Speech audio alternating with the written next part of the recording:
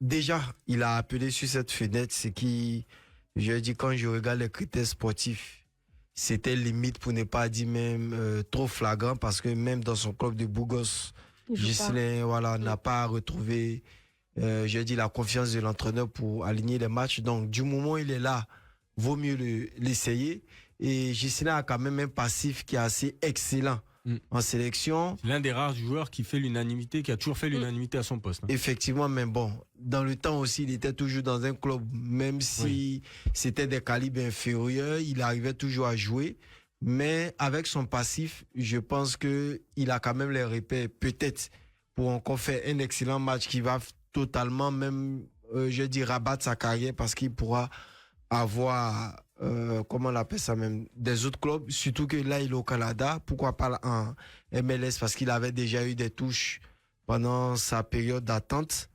Mais je dis, son passif, en tout cas, pour lui, plaide pour lui en sélection parce que, à l'inverse, j'ai dit au Pérou, il n'a pas véritablement démontré qu'il est largement, j'ai dit, au-dessus de JC. Il est même en dessous par rapport au PEF en sélection. Donc, c'est l'occasion pour lui d'être titulaire, en tout cas, au moins pour qu'il puisse jouer au moins une mi-temps.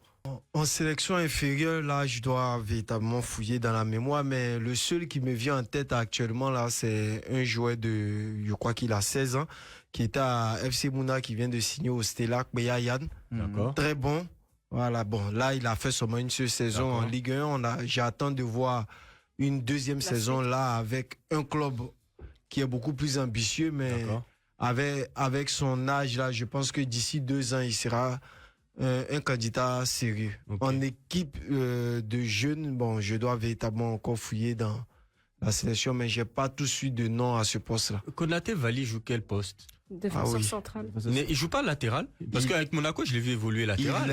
Il est défenseur central de formation, mais il peut aussi jouer latéral. Parce qu'avec le Racine, il a commencé latéral, mais il jouait latéral gauche ou droit? Oui, latéral gauche.